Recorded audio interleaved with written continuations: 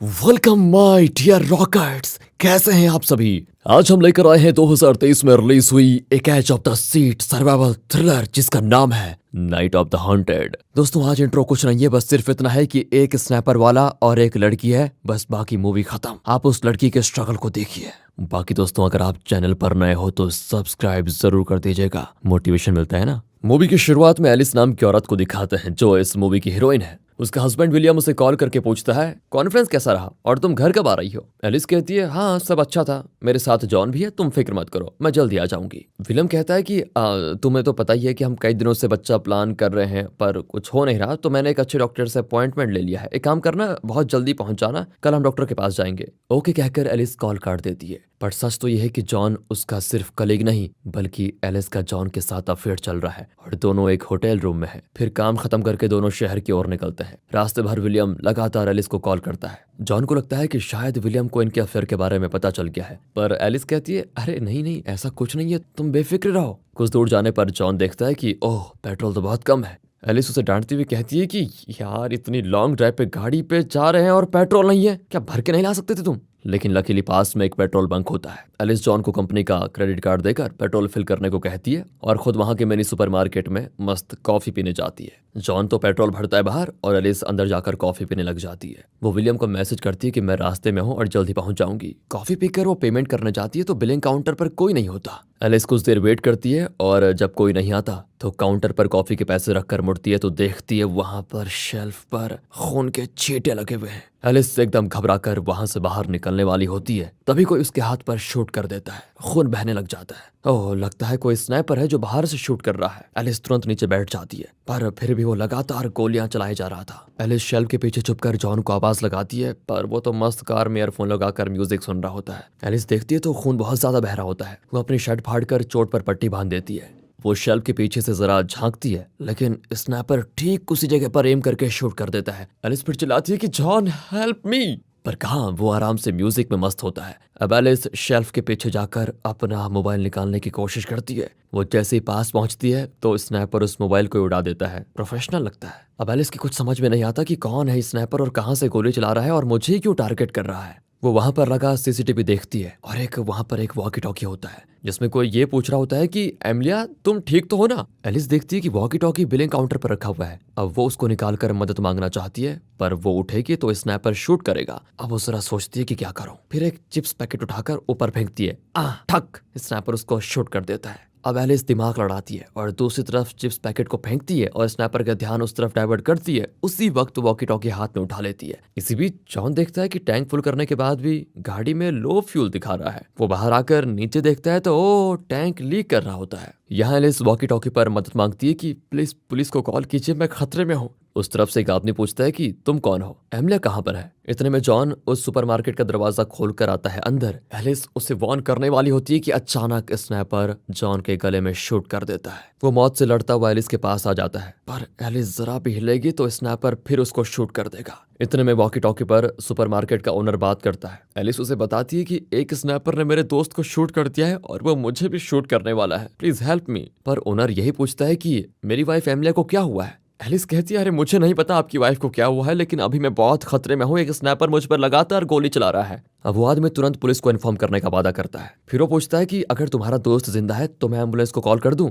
Alice कहती है वो मर चुका है। इस पर वो आदमी कहता है कि अरे जिंदा रहेगा भी कैसे, मैंने ठीक उसके गले पर मतलब एकदम निशाना लगाकर ऐसा शूट किया कि बचने का नाम ही नहीं था। तब एलिस को पता चलता है कि वॉकी टॉकी में सुपरमार्केट का ओनर नहीं बल्कि स्नैपर बात कर रहा है। एलिस घबरा कर वॉकी टॉकी फेंक देती है, लेकिन तब भी वो स्नैपर चुप नहीं रहता। वो कहता है कि चुपचाप वॉकी टॉकी उठाओ और मुझसे बात करो, वरना मैं नीचे आकर तुम्हारे माथे पे गोली से चेत कर दूंगा, समझी।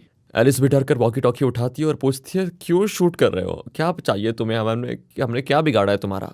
स्नाइपर कहता है तुम बताओ तुम्हें क्या चाहिए। अब एलिस उससे बात करते करते अपना हाथ उठाती है तो वो भी बात करते करते ठीक एम करके शूट करता है। अब एलिस सोचती है कि अगर सुपरमार्केट के लाइट्स को ऑफ कर दूं तब वो देखकर शूट नहीं कर पाएगा। वो लाइट स्विचेस पर चीजें फेंक कर उन्हें ऑफ करने की कोशिश करती है पर बात नहीं बनती। तभी एलिस देखती है कि शेल्फ्स के नीचे पहिए लगे हुए हैं। वो शेल्फ्स के पीछे छुपकर धीरे से उन्हें स्विचेस की ओर घसीटती है, पर वो स्नाइपर उन्हें भी शूट कर देता है। किसी तरह एलिस स्विच तक पहुंच जाती है और लाइट्स ऑफ कर देती है। अब वो वॉकी टॉकी का फ्रीक्वेंसी चेंज करके पुलिस को कांटेक्ट करने की कोशिश करती है, पर कहाँ हर बार स्नाइपर को कांटेक्ट होता है। वो कहता है कि तुम लाख कोशिश कर लो, मेरे अलावा तुम किसी से बात नहीं कर पाओगी। ये गेम अब तुम्हारे और मेरे बीच चल रहा है। मेरी वाइफ एमलिया को तो मैं कब का शूट कर चुका हूँ। और तब पता चलता है कि सबसे पहले स्नाइपर ने एमलिया को ही मार डाला था। अगर एलिस को एमलिया का फोन मिल जाता है तो वो उससे पुलिस को कॉल कर सकती है। ये सोचकर वो एमलिया का फोन ढूंढने लग जाती है, पर वो नहीं मिलता। वो लैंडलाइन ट्राई करती है लेकिन वो भी काम नहीं करता। फिर वो इमरजेंसी बटन प्रेस करती है लेकिन उसके वायर टूटे होते हैं। एलिस एक के बाद एक करके कई उपाय सोचती रहती है। फिर वो जॉन के पास जाकर गाड़ी का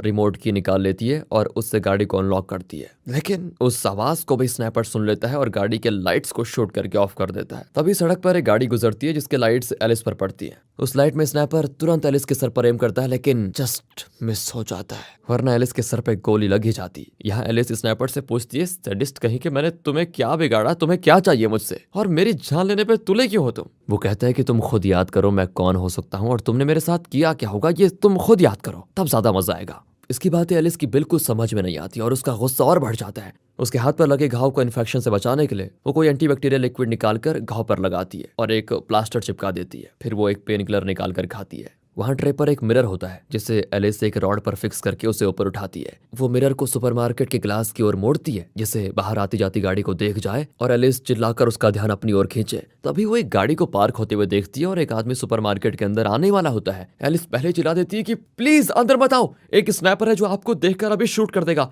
प्लीज नीचे झुक जाइए और जल्दी पुलिस को कॉल कीजिए। वो आदमी पूछता है, एमलिया कहाँ है? एलिस बताती है वो तो मर चुकी है। अब ये सुनकर वो आदमी चौंक जाता है। वो रेंगता हुआ अंदर आकर पूछता है, कौन है वो स्नाइपर, क्या तुम उसे जानती हो और वो शूट क्यों कर रहा है? हर सवाल का एलिस ना में जवाब देती है, पर वो बताती है कि जहां तक मुझे पता चला वो उस एडवर्टाइजमेंट बोर्ड से शूट कर रहा है। वो आदमी सब कुछ बड़े ध्यान से सुन रहा होता है। अब एलिस को इस पर शक होने लग जाता है क्योंकि स्नाइपर ने बाहर खड़ी जॉन की गाड़ी पर शूट किया था। जॉन को तो उसने दरवाजे के पास आते ही शूट कर दिया था, पर यह आदमी आराम से कार को पार्क करके अंदर आया, उससे उतर कर अंदर आया और स्नाइपर को उसके बारे में पता भी नहीं चला। That's impossible. कहीं ये स्नाइपर तो नहीं है? एलिस सेफ्टी के लिए वहां से एक हथौड़ा उठा लेती है। अब वो आदमी अमला की लाश को देखकर बहुत रोता है। बेचारे को पैसों की बहुत तंगी थी, अपनी भूख के इलाज के लिए सुपरमार्केट में काम करती थी। तब एलिस कहती है कि वो स्नाइपर वॉकी टॉकी के जरिए मुझसे बात कर रहा था और उसने इसे अपनी वाइफ बताया है, उसे इसका नाम भी पता है। वो आदमी कहता है कि वो जरूर झूठ बोल रहा था। एलिस पूछती है, सच बताओ, क्या तुम ही वो स्नाइपर हो? मुझे पता है तुम ही वो स्नाइपर हो, वरना वो सिर्फ तुम्हें क्यों शूट नहीं कर रहा? वो कहता है, देखो मुझ में इतनी हिम्मत नहीं है कि मैं किसी इंसान की जान ले पाऊं। गॉड प्रॉमिस, मैं वो स्नाइपर नहीं हूं जो इतनी बेरहमी से लोगों को मार रहा है, और वो भी बेवजह। तो एलिस कहती है, तो एक काम करो ना, अपने फोन से पुलिस को कॉल करो। वो कहता है, अरे मेरा फोन गाड़ी में छूट चुका है। तो तुम बाहर जाओ ना और गाड़ी से फोन निकाल कर जल्दी कॉल करो पुलिस को। अब वो कहता है कि अगर स्नाइपर ने मुझे शूट कर दिया तो? तुम डरो मत, मेरे पास टॉर्च लाइट है, मैं उसके जरिए उसका ध्यान भटका दूंगी। ऊपर से तुम्हारी कार तो सुपरमार्केट पार्किंग के कोने में खड़ी है, इस वजह से स्नाइपर तुमको देख भी नहीं पाएगा। तुम जल्दी जाओ, गाड़ी से फोन लेकर आओ, पुलिस को कॉल करो। पता नहीं चल रहा है ये कौन है। वो भी थोड़ी हिम्मत करके वहां से बाहर निकलता है और किसी तरह छुपते छुपाते कार के पास पहुंच जाता है। यहाँ एलिस टॉर्च की लाइट को हर तरफ फ्लैश करके स्नाइपर का ध्यान भटका रही होती है। वो आदमी कार का दरवाजा खोलकर फोन को देखता है और एक नजर उस एडवर्टाइजमेंट बोर्ड को भी देखता है, लेकिन इससे पहले कि वो फोन को उठाता, स्नाइपर एक शॉट से फोन को और दूसरे शॉट से उस आदमी के सर पर गोली मार देता है। इस तरह वो आदमी भी मर जाता है। अब ये देखकर एलिस परेशान हो जाती है कि ये मैंने इससे क्या करवा दिया। अब स्नाइपर एलिस से पूछता है, वाह, तुम अपनी जान बचाने के लिए कितनों की जान लोगे? तुम्हें एहसास भी है कि तुम क्या कर रही हो? अब तो तुम्हें याद आ ही गया होगा वैसे कि तुमने क्या गलती की है जिसकी सजा तुम्हें इस तरह मिल रही है। और अभी भी अगर याद नहीं आया ना तो जरा जोर ढालो अपने इस दिमाग पर। अब एलिस अपने और जॉन के अफेयर के बारे में सोचने लगती है कि मैंने अपने पति को चीट किया है। वो स्नाइपर से दोबारा पूछती है, तुम हो कौन और तुम्हें चाहिए क्या, बस ये बता दो। वो भी कह देता है कि मुझे सच चाहिए। सच चाहिए? कैसा सच चाहिए तुम्हें? अच्छा, तो तुम्हें कुछ नहीं पता? तुम्हारी कंपनी जो मेडिसिन बनाती है उन सब में नशीले पदार्थ का प्रयोग होता है। उन्हें खाकर कितने लोग, कितने बच्चे मर चुके हैं, क्या इसका अंदाजा भी है तुम्हें?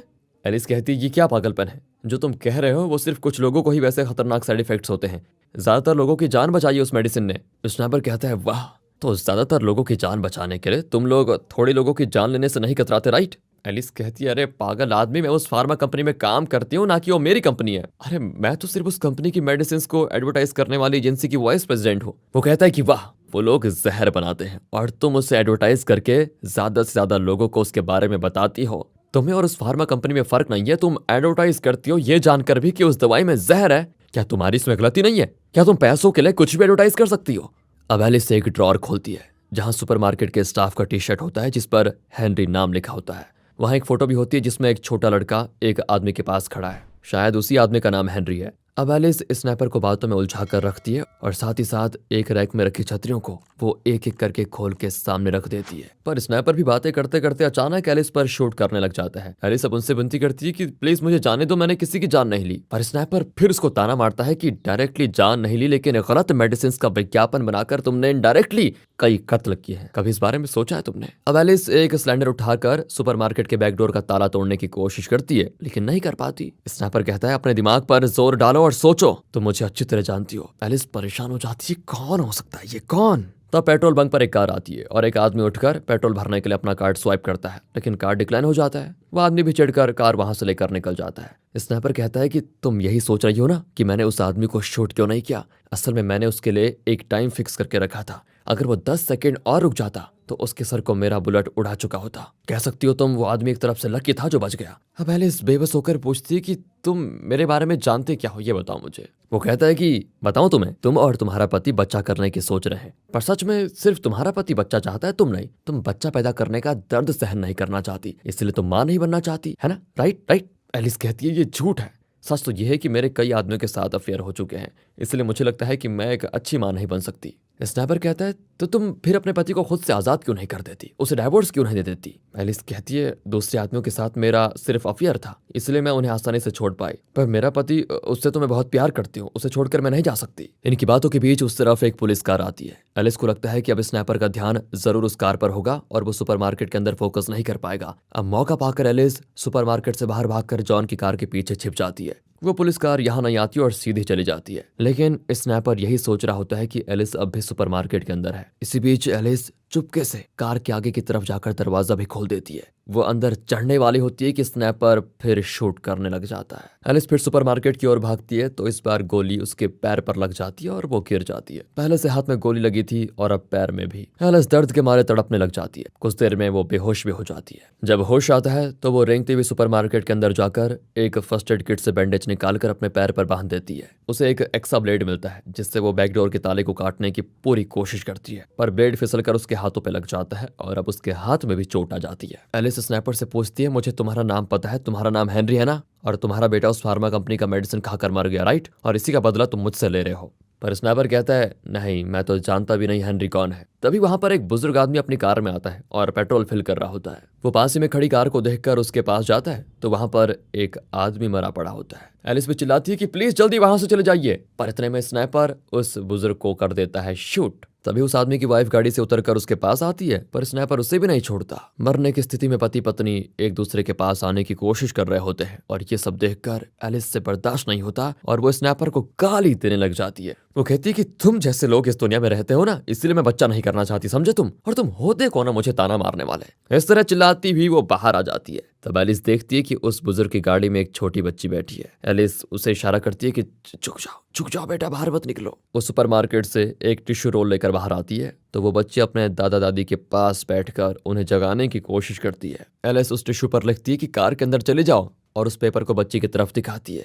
बच्ची भी लगता है समझदार थी तो पढ़कर चुपचाप कार में बैठ जाती है। अब एलिस स्नैपर से कहती है कम से कम उस मासूम बच्चे को तो बख्श दो प्लीज। स्नैपर कहता है अगर तुम्हें उसकी जान कितनी प्यारी है तो मैं उसे शूट नहीं करूंगा, लेकिन हाँ तुम्हें अपनी जान देनी होगी। एलिस एक पल के लिए भी नहीं सोचती और कहती है मैं मरने को तैयार हूँ, तुम उसे जाने दो बस। स्नैपर कहता है ठीक है, लेकिन हाँ उस बच्ची से कहो कि वो कार से उतरकर सड़क की ओर भाग जाए। एलिस टिश्यू में वही लिखकर बच्ची को दिखाती है। वो भी सड़क की ओर भाग जाती है, लेकिन फिर न जाने उसे क्या होता है, वो मुड़कर सुपरमार्केट के अंदर वापस भाग जाती है। अब ये देखकर स्नैपर को बड़ा गुस्सा आता है क्योंकि वो हमेशा तो इस तरह शूट नहीं कर सकता। सुबह भी होने लग जाती है। अब इससे पहले कि सूरज निकले वो एलिस को खत्म कर देना चाहता है, इसीलिए अब वो उस एडवर्टाइजमेंट बोर्ड से उतरकर सुपरमार्केट की ओर आ जाता है। फिर एलिस मेन डोर पर एक बड़ा लोहे का बॉक्स रख देती है। किसी तरह वो बैक डोर का ताला तोड़ने में सफल भी हो जाती है और उस बच्चे को लेकर उस दरवाजे के जरिए दूसरे कमरे में चली जाती है। फिर वो बच्चे को लोहे की सीढ़ी के नीचे छुपा देती है। इसी बीच स्नैपर हुड और मास्क पहनकर आता है सुपरमार्केट के अंदर। एलिस एक नुकीली रॉड के साथ उसका इंतजार कर रही होती है। जैसे ही वो पास आता है एलिस वो रॉड उसकी छाती में घुसा देती है, पर वो रॉड निकालकर एलिस को ही मारने लग जाता है और कहता है तुम्हारी सबसे बड़ी गलती थी इस सुपरमार्केट के अंदर आना। ये कहकर वो एलिस को और मारता है जिससे वो बेहोश होकर गिर पड़ती है। अब स्नैपर उस बच्चे को ढूंढता है आखिरकार वो बच्ची को देख भी लेता है और कहता है कि बेटा डरो मत, मैं तुम्हें कुछ नहीं करूंगा। ये कहकर वो अपना मास्क उतारने वाला होता है कि इतने में एलिस को होश आ जाता है और वो एक सिलेंडर उतार कर स्नैपर के सर पर पीटने लग जाती है। फिर उसके सर को एक हाइड्रोलिक मशीन में दबाकर उसकी जान ले लेती है। आखिर तक एलिस उस स्नैपर का चेहरा नहीं देख पाई और ना ही दोस्तों हम देख पाए। एलिस का भी बहुत खून बह जाता है, जिसकी वजह से वो भी उसी सुपरमार्केट के अंदर दम तोड़ देती है। सुबह होती है और वो बच्ची सड़क की ओर भागती है। बस यार, डायरेक्टर ने भी ना बड़ा बेवकूफ बनाया। अब आप पूछेंगे सवाल कि वो स्नैपर कौन था, एलिस के बारे में कैसे जानता था, क्या वो सिर्फ एलिस को ही टारगेट कर रहा था, फिर उसने सुपरमार्केट में आने वाले हर इंसान को क्यों मार डाला और वो भी इतने खतरनाक तरीके से। अब ये डायरेक्टर ने तो नहीं बताया, लेकिन हाँ, हम आपको ये बताने की पूरी कोशिश करेंगे अपने एक्सपीरियंसेस के आधार पर। तो कुछ पॉसिबिलिटीज हैं जो मैं शेयर कर सकता हूँ आपके साथ। जब एलिस सुपरमार्केट में आई थी तब एमिलिया नाम की औरत पहले से मरी पड़ी थी, राइट? मतलब वो शायद स्नैपर की वाइफ रही होगी जो उसे चीट कर रही थी। इस वजह से स्नैपर ने उसे मार डाला, पर अनएक्सपेक्टेडली एलिस सुपरमार्केट में चली गई तो उसने एलिस को शूट कर दिया। मतलब एलिस एक तरफ से एक्सीडेंटली सुपरमार्केट में जाकर फंस गई।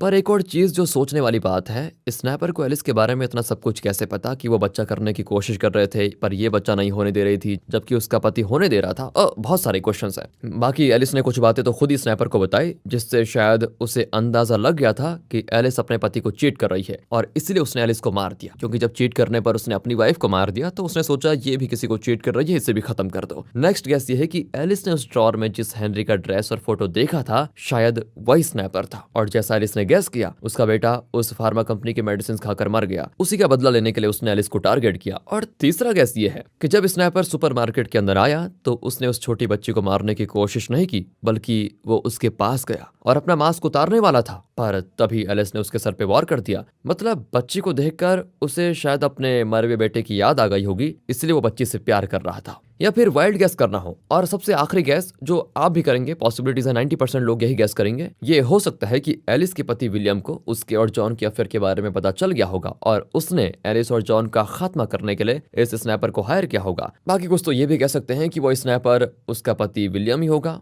पर वो इतना बढ़िया स्नैपर है, इसके बारे में तो एलिस को पहले पता हो जाना चाहिए था। और अगर उसे पता होता कि मेरा पति विलियम एक स्नैपर है तो वो तुरंत गैस कर लेती कि तुम विलियम हो, लेकिन वो विलियम नहीं है। बाकी आप भी कम क्रिएटिव थोड़ी हैं, इतनी मूवीज देखते हैं, बल्कि हमसे कहीं ज्यादा जानते हैं क्योंकि आपने तो बहुत सारे चैनलों में वीडियोस देखी है, बहुत सारी मूवीज देखी है। तो कमेंट से बता दीजिए अपनी थियरी, और अगर आपको एक्सप्लेनेशन अच्छा लगा हो तो लाइक कीजिए, चैनल को सब्सक्राइब। मिलते हैं अगली वीडियो में, ध्यान रखिए अपना, and finally thanks for watching.